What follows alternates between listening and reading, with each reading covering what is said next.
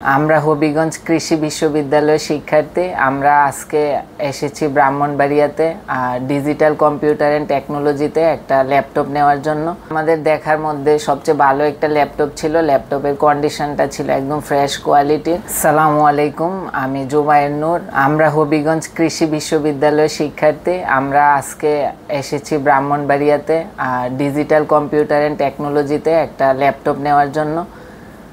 এইখানে আসলে ল্যাপটপের প্রাইসটা ছিল রিজনেবল, আর ভাইয়ারা ছিল অনেক আন্তরিক। আর নেওয়ার আগে আমরা অবশ্য অনলাইনে এবং অফলাইনে অনেক জায়গায় যাচাই বাছাই করেছি। আর এইখানে যে ল্যাপটপের প্রাইস ছিল এটা ছিল একদম রিজনেবল প্রাইসে, আমাদের সাধ্যের মধ্যে ছিল, যার জন্য আমরা এখান থেকে ল্যাপটপটা নেওয়া। যেহেতু আমরা স্টুডেন্ট, এই কারণে আমরা অ্যাসাইনমেন্ট, প্রেজেন্টেশন বা এই রিলেটেড কাজের জন্য মূলত ল্যাপটপটা নিয়েছি আর কি।